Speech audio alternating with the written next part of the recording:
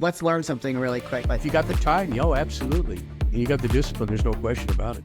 I love that. Yeah, that's a great practice to put into your everyday life, you guys. You generally regret the things you don't do, not the things you did do. Let me say it that way.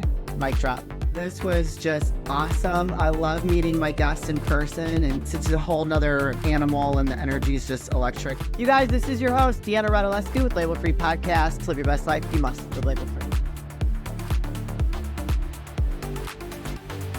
What is good, everyone? This is your host, Deanna Radulescu with Label Free Podcast. To live your best life, you must live label free. As always, bring you incredible guests from all over the world, so sit back, relax, and tune in. My next guest, the subject is one of my favorites. She is a wellness advocate and healer. She's got a master's degree in acupuncture. She's the founder of Gut Reset 123, a 12-week program that offers precision functional gut testing and personalized protocols to take people from constipation to liberation. Please welcome Melissa Hall Klepacki. Hello. Thanks so much for having me. Thanks for being here. So I love wellness. As my audience knows, as you guys know, I love bringing people on that are experts in different areas of how we can stay healthy. If you're dealing with something that might need a different mode of healing, these are my people. You've had your own journey with health. I did. So I'm currently almost 54 and proud of all of amazing years. Looking fantastic. Thank you. I take very good care of myself now. When I was about 39 years old, I had two tiny little boys, and we were always outside playing.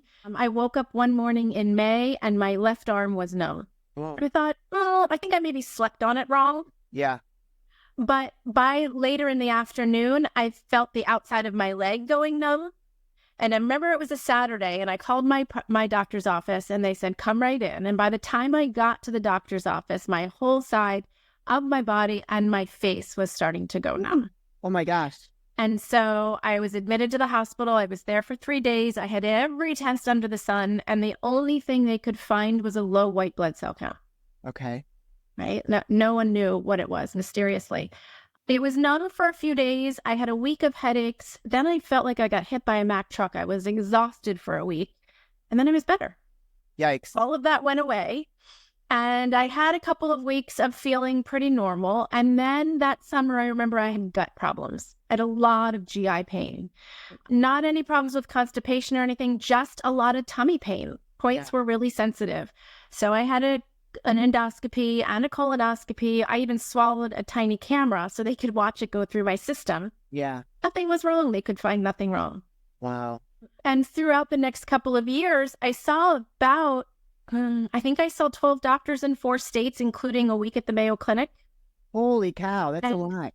Eventually, I was told I had chronic fatigue and fibromyalgia, which I did not accept as a diagnosis. Yeah. I knew there had to be something deeper. Yeah. And it wasn't until I found a functional doc and got the right kind of testing that we discovered I had Lyme disease. And not only did I have Lyme disease, with further testing, I had Lyme disease and co-infections of Babesia, Bartonella, and Rocky Mountain spotted fever. So I treated that for a few years with different doctors. Lyme is very, very complicated, unfortunately, and Western medicine treats primarily with antibiotics, which, as you can imagine, leaves your gut in a disastrous state. I wound up with a lot of constipation and bloating and just couldn't, it was down to just a few foods I could eat. Just ridiculous. And it wasn't until I found out that I also had some parasites and some mold and did a pretty serious detox that I really recovered my health. I recovered my gut, I recovered my health, and now I help others. That's amazing. So during this time of treatment, when you're going to all these different doctors, whereas your left side's still numb? Oh, that never, ever came back. Oh, wow. It was just a weird blip. Sometimes Lyme disease can affect an acute infection can infect your nervous system. Okay. So a lot of times we'll see Bell's palsy in the face where the face goes numb. Mine just happened to be a whole left-sided. Are you completely healed, or do you always have that? I don't know a lot about it. Right. So unfortunately, because I had it for so long, undiagnosed and undetected, I will probably have it for life. I continue to test positive for it. Okay. Though I don't have any symptoms. So it's like you can get flare-ups of it. You can get flare-ups. And so that my goal is to keep myself in an extremely healthy state I eat very carefully. I drink clean water. I'm exercising all the time. I get sunlight. I do the right things to try to keep myself from relapsing. Yeah, for sure. And so now during the whole journey of dealing with modern medicine, not a different functional type of doctor, what are some tips that maybe you can offer the audience if maybe they're struggling with something, to tell them how to navigate that so they ask the right questions to get the answers they need to help themselves, to empower themselves? Yes. Unfortunately, I live in New Jersey. And New Jersey, Pennsylvania, Connecticut is rife with Lyme disease and ticks. I have dogs that are in the yard all the time. I'm pulling ticks off of them. It's almost unavoidable here. However, it's not diagnosed properly. There is LabCorp and Quest, which are standard American labs that run Lyme tests that are very subpar. I had a number of LabCorp tests that all were negative for Lyme disease. Wow. Okay. And it wasn't till I was tested at the right lab. And there are a handful of really good labs around the country doing high-tech testing for Lyme disease and co-infections. So my first advice is if you have undiagnosed symptoms, if you've been told chronic fatigue fibromyalgia, for instance, and you feel like there's still something there, find someone who will test you at the right lab for Lyme disease. So number one. Number two, make sure you always get tested for co-infections, because Lyme 70% of the time travels with a buddy or two or three. And because all of those infections are different infections, they need to be treated differently. You can get tested for Lyme disease, take, for instance, acutely 30 days of doxycycline, or if it's a longer infection, an herbal root, recover from Lyme disease, actually test negative, and still be devastatingly sick because you never addressed the other infections. What kind of panel do they request to test for all those co-infections? So it depends on what lab you use. There is one really great panel from Vibrant Wellness that I like to use called the Tick-Borne 2.0. And not only does it cover the Lyme disease bacteria, but all of the strains there's probably 20, 25 strains of Borrelia burgdorferi, the Lyme disease bacteria. Wow. It tests for all of those and all the co-infections and reactivated viruses. What Lyme disease really does to our bodies is it hijacks our immune system. And it lets everything else kind of go crazy. Okay. So we tend to get reactivated viruses. People will get reactivated Epstein-Barr, which is mononucleosis, which, as you can imagine, you've seen kids with mono that are just flattened. It's that same kind of exhaustion we see in tick-borne disease. Wow. Okay. So that would be my advice there. But my focus with everybody right now is really on gut health. I mean, when people are coming, it's really, focus on your gut health, because that's making your neurotransmitters. Your immune system starts in your gut. Yeah. Right. So if you've got anything going on, gut health. If you've got skin issues, gut health. If your hair's falling out, gut health. Right. If you've got anxiety and depression, gut health. Yeah. So rheumatoid arthritis, gut health. Yeah. So let's unpack that a little. I'm a big believer. Okay. I take my probiotics. I'm taking my fiber. Like I'm sure you could tell I'm very much into my health and wellness. I wake up, I have my systems every day. Wake up, take my supplements, I eat well, I exercise, and I think that there's still a lot of skepticism around the gut health. But I personally, I'm all about it. I bought into it. I believe in it. And I think that it's very necessary. So now you started your journey because you got sick and did your detox protocol. And that's how you founded the Gut Reset 123. So can you explain to us that journey and what that looked like for you to create this 12-week program? Sure. So when I was treated acutely in the beginning for Lyme disease with tons of antibiotics, I had IV antibiotics, I had oral antibiotics, and my gut was a mess. And I was incredibly constipated and tons of pain, bloating, wasn't able to go out to eat, all the stuff that comes with gut problems. And when I started seeing more and more of my chronic illness patients, sort of the population that comes to me generally are people who are undiagnosed, people who have been to a million doctors or practitioners and just at the end of their rope have tried everything. And then we run functional testing and we find out the root cause and we help them heal. However, what I found was that no matter who it was coming for what, they all had gut problems. They all had gut problems. Either they were pooping once a week or they were pooping 6 times a day. Yeah, that's awful. It's awful. And when we want to kill anything in the body, if we're trying to kill and remove mold or we're trying to kill bacterial infections, and we're not pooping every day, Yeah. Those toxins are stuck. Yeah. You're retoxifying yourself. So before I can do any work with anybody to kill anything or detox them, we've got to have that drainage pathway open. Yeah. So that's why gut reset 1, 2, 3. Yeah. And it starts with gut testing. So it's one thing, right, Deanna, to take probiotics. Huge fan of them, love probiotics. However, what we need in our guts is a jungle. We need multi-species. Yeah. Right? We're not looking for a monocrop. Some people are on subscription probiotics, and month after month, they're putting the same species into their belly. It's a waste of your money. You should be putting the species into the gut and then feeding it. Okay. And what do those bugs eat? Fiber and polyphenols, right? The dark, rich vegetable fibers, the beets and the spinach, right? Carrots and the dark colored vegetables. Those are amazingly good for us. And in fact, I have a recipe. I came up with a great recipe that I call Good Poop Vegetable Soup. I love it. And you can get that at startpoopingbetter.com. And I love it because if you live in a food desert, you can use everything from a can and frozen. And if you live on a farm or have access to a farmer's market, make it with everything fresh. If you're a vegan, you can use just a vegetable stock. If you're looking for gut healing, you can use bone broth. You can add meat or beans. Super versatile, but the point is you're getting those polyphenol and that fiber, which is going to help to feed those gut bugs. But to back up what I was saying before that is the gut testing is actually going to tell me, Deanna, which gut bugs you are missing, right? So then you can spend that $50 or $60 wisely on the supplement that you actually need instead of guessing. What is the gut testing? What does that entail? So the gut test that I use for my clients primarily is called the GI map test. Okay. And you're sent a kit to your house. You collect a stool sample. You send it back via FedEx, and you get about 6 or 7 pages worth of data back. And what it's going to show you is, are there any bad viruses there? Are there any bad gut bugs there? Which of the good probiotics that we know need to be there are either low or missing? How are you producing digestive enzymes, and how are you breaking down both vegetable and fat fibers? Okay. How are you tolerating gluten?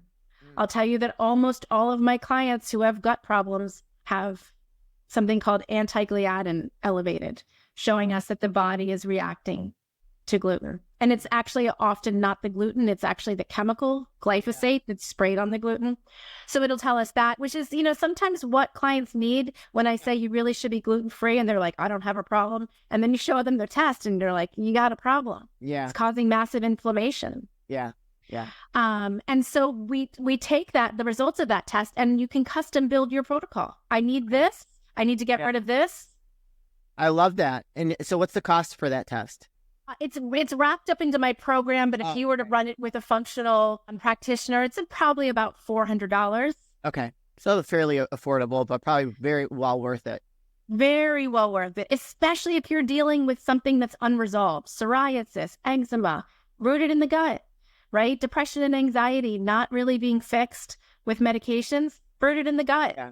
Yeah. Figure out what's out of balance and heal it and come back to life. Oh, I'm a big believer. So I'm very consistent with going to the bathroom. But I do notice and there's different probiotics that I notice help me and others that do not. I'll take, I could try to switch it up sometimes, and I'll have one that makes me feel real bloated and I don't go to the bathroom.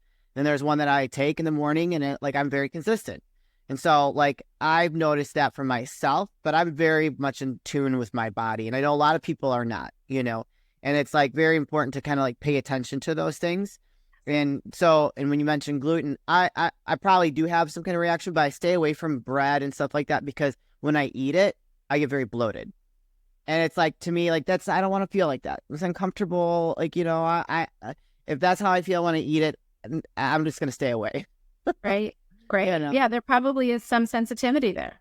Yeah. And so I think that, I think a lot of people aren't as in tune with their bodies as they should be. And if they start paying attention to the things that they're taking in, they probably can understand okay, hey, wait a second, red flag. I probably shouldn't be eating this for myself, or get checked out, have this functional test, or sign up with you and do a gut reset. Yeah. I mean, anybody can benefit from a gut reset, not just people who are constipated, not just people who are having bowel problems, but like I said, skin problems, mental, emotional issues.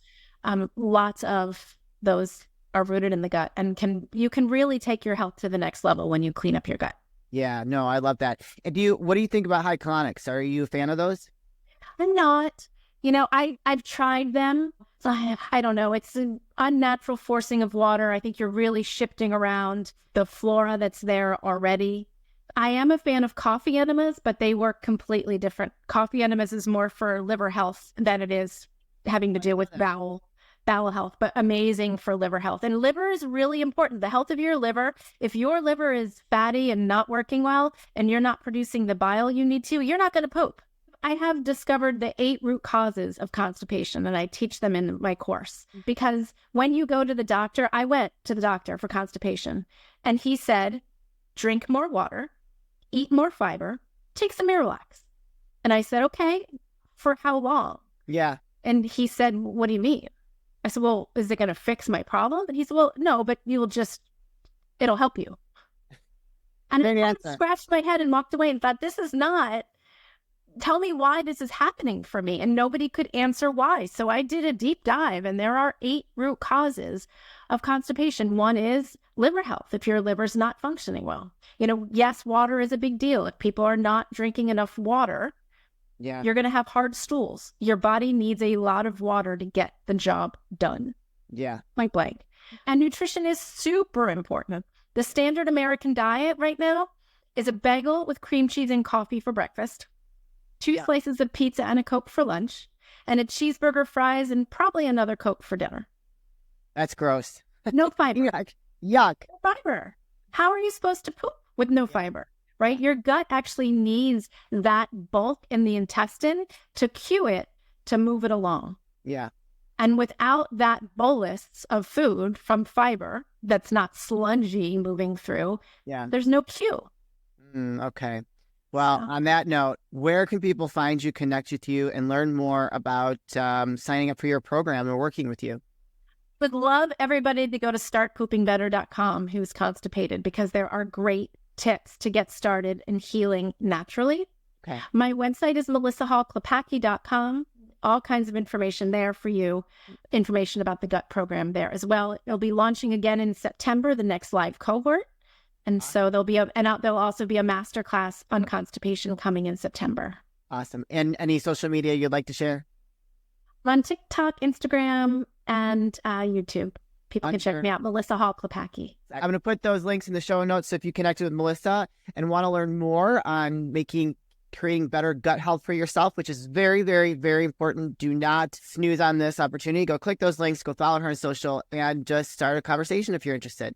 Melissa, this is the part of the show where I like to ask for last words of wisdom or advice. What would you like to leave with us today? Probiotic is better than no probiotic, right? Taking care of your gut health proactively. Like I said, it's best to do the test so you know what's missing. But if you're not taking a probiotic now and you're having problems with constipation, it's a great place to start.